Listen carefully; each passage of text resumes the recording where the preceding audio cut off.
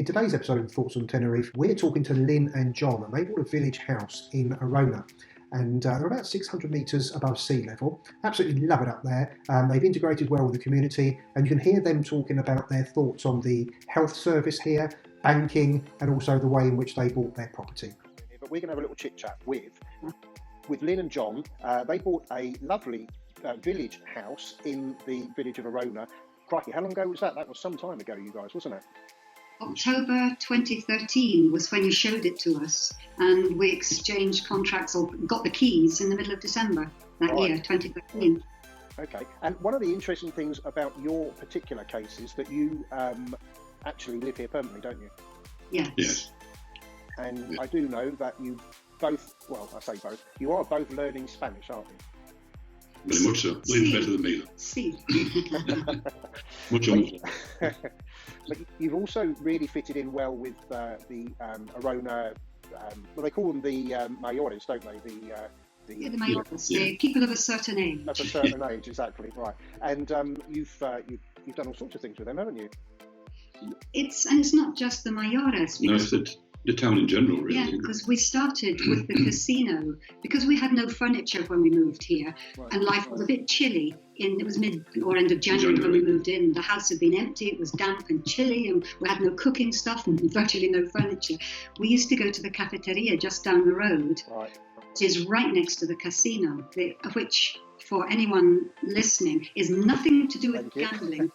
It's social. Yeah, that's right.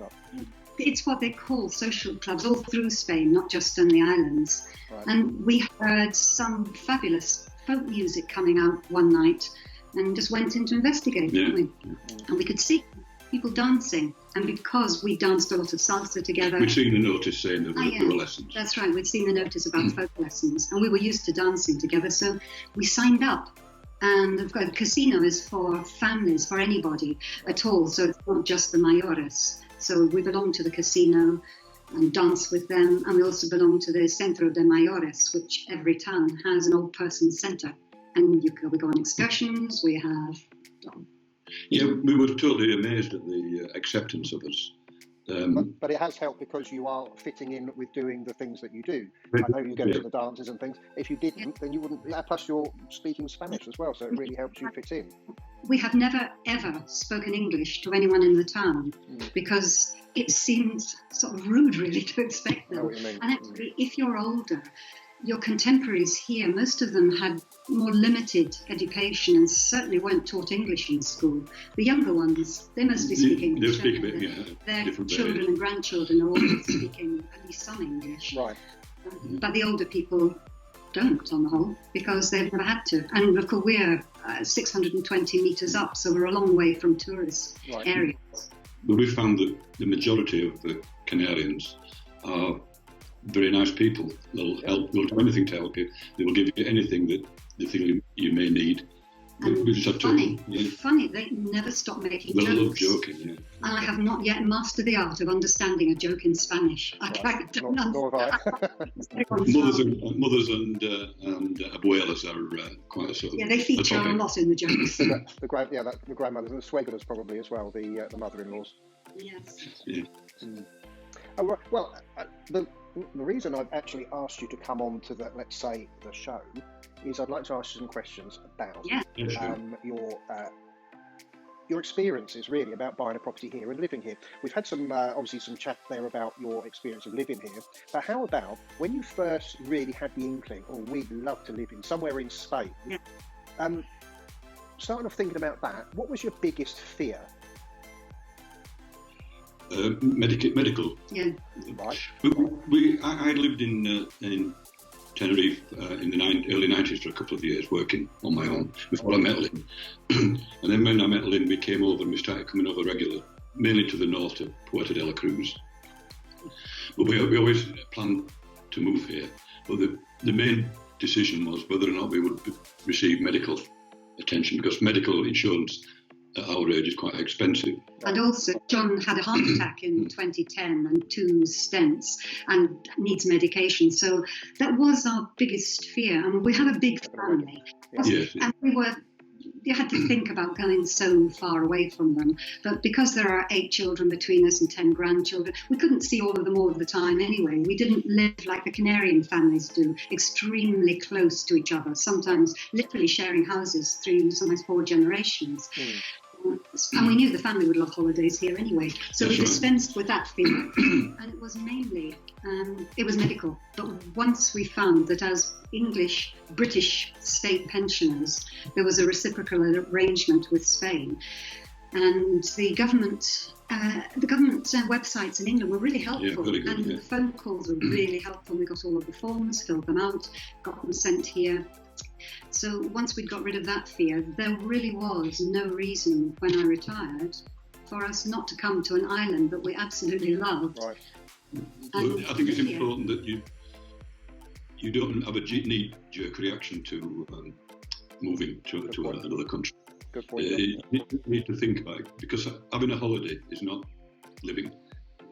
Having 2 weeks in a wonderful place is not necessarily. I'd love to live there. Yes. Yeah. You need to understand because life carries on, culture and it carries on in a normal way. You've still got the shopping, the cooking, the cleaning, the ironing, the washing, all of that stuff. You've got your daily life. It isn't a huge holiday, and you have to understand maybe it's a bit different here, because if you choose to come, you can live in a largely English-speaking area in English complexes. It depends what you want from it, really. You have to know what you want. You have to really think about what you want when you move to another. It's like moving to another town, really, isn't it? In England, you think, why did I want to move there apart from work? Yeah. There has to be a reason. And beyond that, it's actually what you need. I knew I wouldn't be happy living in a finca in the middle of nowhere. I like to walk to things, and I think we both felt that we'd like to live somewhere we could walk to a cafe, we could walk to a little supermarket, walk to a pharmacy and a medical centre, of course, given the fact health was a big preoccupation for us. So we kind of had in our heads what the sort of place that we would like. So it's homework. Yeah, well, you did. I was going to say, you did loads and loads of homework before you came, and as you say, you got lots of advice as well from maybe government centres as well, which was handy. So having got that sort of the difficult thoughts about medication and medical centres and that sort of thing out of the way, what did you actually find the easiest thing that maybe you didn't think was going to be that easy when you first thought about doing it? For once we'd moved, or about the process? No, about anything about the process, or you were surprised perhaps when you got here. I didn't think that was going to be like that. Start at the beginning with the process was that, so we sorted out a kind of level. We knew we needed to live near the airport, having such a big family. We didn't want to be spending half our lives in a car going to and from the airport. So living in the north was out. And once we decided that, we kind of drew a line, didn't we? Like Adeje up to Granadilla, and then came on holidays and looked at towns there. Yeah, we didn't want to particularly live in a resort environment. Somewhere quiet. Yeah, we wanted a sort of normal life. And then the pleasure of living in which is the Canaries. So then we had to sell our house, of course. Of course, yeah. And we expected that to take maybe a year, given the way things were at that time in England. And it took about 3 hours. So we were completely. We had to make a decision quickly. into action earlier than we thought. Yeah, so we thought we had loads of time to come here, look around, meet a estate agent. But suddenly we had to get the furniture, rid of some furniture, put it into 2 separate stores, move into a very glossy little flat for a while. And more urgently than we had expected, look for somewhere to live. It was a really good impetus, though, I must say. It really did give us a shot. It was good, yeah. As it turned out, it was what we needed, really. I guess, because you could have had time to think about not doing it, couldn't you? Back to Yorkshire, because John feels that Yorkshire is actually the centre of the universe and everything. You'll get some points for that, I'm sure, by saying that on this video. And there's a wonderful tango scene in Lancashire and Yorkshire, so if we'd moved up there a bit, you'd have probably been all right. Yeah. But then when we decided that, I think we both put together a kind of list of things that we wanted from a house and a place, and then a top price for what we wanted to pay. And then we looked up estate agents, Tenerife, and we sent all of you our specifications. I think that was what we did. I remember that better than me, because it was a long time ago. I'm glad you can't. No, I can't remember. I'm pretty sure that's what we did. I think because John did several and I did several. That's right. Well, one of the problems we found was that with the property agents here, a lot of them didn't really take account of what we were asking for. They just wanted to sell a property. Yeah. So they were just shown things that were completely unsuitable. They were nowhere near our specification. Not even on the list really. So fortunately, you were able to give us really good advice and showed us some really nice places. That actually really, you listen, because it's common sense, I would have thought, from the estate agent's point of view, to try and fit with specifications. But I know at that time houses weren't selling particularly. It was that much closer to the crash of 2008, so everything was pretty depressed. And the same in the UK as here and all through Spain. And I know people are desperate to sell things, but it didn't help us to be taken to look at something that I don't want to live here. This is not the kind of place, it's not the kind of house. And that was a bit irritating, but in the end, that didn't matter at all, because there were a couple of estate agents that more or less met what we wanted, and I think you did particularly. When you brought us to see this one, you said, this is a bit above what you're willing, you're talking it. But it's an exceptional house, and the town meets all your specifications. Right. And you might remember that as you were driving us up here, we were saying, oh, we know where we are. Oh, look, this is Arona. Oh, no, we're going to see the house that we'd walked to a year and a half ago and thought, oh, if only, and had decided that houses like that are never sold to foreigners. They're passed down from family to family. Right. We had sort of bought it the minute you opened the garden gate and ushered us into the front patio. And then we stepped into the house. Yeah. Wow, gone. That was it. Yeah. It is a very nice house. I remember it very well. And and for us, and lots of our family have remarked on it, it's a slightly eccentric house, and it suits us perfectly. Because you're a slightly eccentric family. It's absolutely perfect. The town is perfect, the house is fabulous. We've done lots to it, but that's what you do to any house you buy. And we're really, really lucky that the people in Arona have just accepted us, and they now consider us as Aronians, not. Yes, they don't think of us as being foreigners. We had two huge compliments last year. One was when we were with a group of the older people we were dancing with. And one of them said something, and I said, yes, but I'm a foreigner, so extranjera. Madre mía, no, she said, slapping me on the arm. Extranjera, extranjeras. Yes, we're Aronarians. And the other was getting an award from the mayor. Really? Yeah, it was on the Day of Traditions. We knew we were getting it by that stage. It's because we've got involved with the mayores, and because maybe we're just show-offs, I don't know, but when we're asked to do something, we did decide that we'd always say yes. Yeah. And it's quite scary sometimes, because it's all in a foreign language, all rapid fire with a very strong accent, and sometimes we have no idea what's happening, but we just say yes when we're asked to do something. And then regret it later. So, actually, we only regret it with a beating heart when we start doing it, but once we're involved, we've been involved with a play that the old people in Arona put on every year, and there are 11 centros de mayores. They put on a big play musical with a professional director and dance teachers. It's called Añoranzas, Nostalgia, Feelings for the Past. Right. And it looks at the way Tenerife has developed important things in the past, like when there was no water and how the women survived looking after their family, etc. And that was in the end what we got the award for. The mayor had decided he would give an award for Añoranzas, but I mean there's hundreds of people involved in it. Right. The committee decided they gave it to me and John. That was nice. Nice. I could have cried. I was just absolutely astonished, really astonished. And I thought maybe we should share it around, but we were told, no, it's yours, you keep it. Yeah, that's right. It was a really surprise. Really tough. Well, I've got another question for you. If your best friends are about to buy something here and thinking about moving to Tenerife, what's the top tip that you'd give them? Do the research. Ask yourself, do I really want to come here, or is it just a dream that might not be satisfying? Really, really, because we do know a couple who came here who bought 2 houses, one at a time, and both were entirely wrong for them, in the wrong place. Both were kind of knee-jerk reactions. And it was all just too much in the end, and they went back to England. And that wasn't a decision for both of them. It was very difficult for them, but that was what they did. And I think it was because they hadn't really worked out what both of them, because you might want different things, and you have to, it's like buying any house anywhere as a couple, moving anywhere, you have to, there'll be some compromises. Absolutely. But it's important, especially because you are moving somewhere with very different culture. A bureaucracy up to the eyeballs. Things are not the same. You can't expect it to be the same. That's right. You're not. If you're moving from England to here, you're not given under the same laws, the same regulations, the same cultural norms.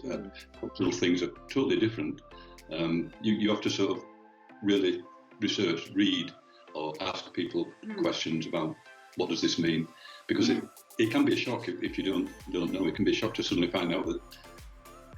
You go to the bank and you find out that there's only one teller on and 600 people waiting to queue. And don't tell everyone it's that bad. No. Well, the banking system, is but everything else is fabulous. We need to know. There will be people who come who find foreign languages extremely difficult to learn and would feel very isolated if they lived in a town like Arona, where really it's an extremely Canarian town. It's an administrative centre, so it can be quite busy during the working week, but it's a very, very quiet Canarian town the rest of the time. So you need to know what you need personally, because what we wanted from something is not going to be what someone else wants. We don't go to bars and to shows and things like that. We live a normal life in a sense. Well, for us, normal for us. But, we don't seek the cabaret and the drink scene. We're not. So if you do, and if that's what you love, then you must make sure that you are close enough to that. So it's do the research for you personally, and don't rely on anyone else to tell you what we want. We did meet a group of English people who spent half an hour telling us what we wanted. We didn't buy in that town deliberately because we didn't want a lot of people. That's what we wanted. No, exactly. Good idea to, as you say, just do your research on exactly what you want. And make sure, I mean, as you say, you live in Arona, very Spanish village, but it's not for everyone, of course. No, of course not. We're unusual in the fact that we're not that. We don't enjoy going to the beach. No. If you're we're walking on the promenade, but we're not beach layers. So you've got to look at what you as an individual like. Sure. Come and do your research about places. We had 2 completely separate holidays here, where really what we were doing was driving around town to town and walking and thinking, could we live here? What would be the advantages and disadvantages? So it became a research holiday. Lovely holidays, because here was always wonderful. Nice holiday. But we did do it deliberately. So we weren't disappointed. Good. We're not being disappointed. Good. I've got 2 more questions for you. Yep. The first one is there something that you wish that you'd known before you bought a property here? Can you think of anything that maybe surprised you and thought, I wish I'd known that? Or maybe there's something you didn't know, maybe like you were saying about the banking or something like that? Well, I didn't. No, we knew about the bank. I think we did know about the bank. We've been here often enough, and we've been to a bank to sort out bank cards on a holiday. But then banking isn't important. You don't have to go into the bank very much. It's not like you run a business. I don't think there's anything because we come here so often and really look. Research. And we talked to people as well who told us about the bureaucracy. Do not expect to go and do something formal like get your empadronamiento or resident and be out in a quarter of an hour. Yeah, I had lived here for 2 years, so I knew of course what the bureaucracy was like. Where you go to the post office, and I used to write to my family so on a daily basis to my children when I lived there alone. Yeah. I'd go to the post office at 8 o'clock in the morning when it opened, before I went to work. And every morning, the same procedure would be, the chap would be sat behind a desk, I'd come in, and he'd sit there, and he'd write it, doing whatever he'd doing, and then 10 minutes later, he'd come up and give me a stamp. That's the kind of bureaucracy that you've got to accept. And once you know it, and you build it into what you're doing, then it's not a problem. You just learn. It's changed a little bit now. I think I think people are quicker to look after you. Yeah. And taking a ticket. I'm talking 20 years ago. Taking a ticket too. It's not English to go into anywhere and just take a ticket and wait till that ticket tells you it's your turn. There were several times we stood in queues ticketless. Oh God, I have a ticket. Get yourself a ticket with your number on it. And we do expect things to probably take longer to do, but that isn't a major issue because these are not things you do every week of your life. No. And it does get done. It does get done. Oh, really? And I think really another important thing is it's important, which is not in England. In Great Britain, it's not an issue. Is that you must have your identity with you all the time, because if you go anywhere, they will ask for identity. Even if you buy a washing machine, you have to give your identity number, and you're expected to carry your an identity with you all the time. Whether it's a driving license or your residencia.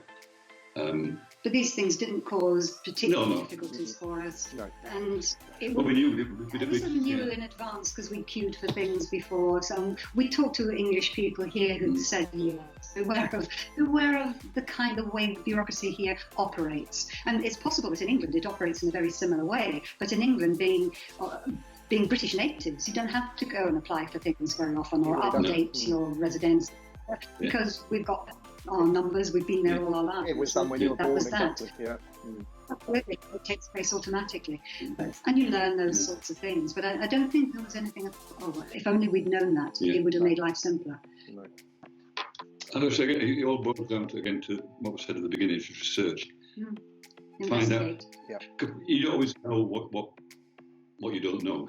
No, you don't know what you don't know. So by coming regularly, if you plan to retire and it's a few years hence, is to experience it. Use the time and the experience, and find out whether you really do want to move. Yeah.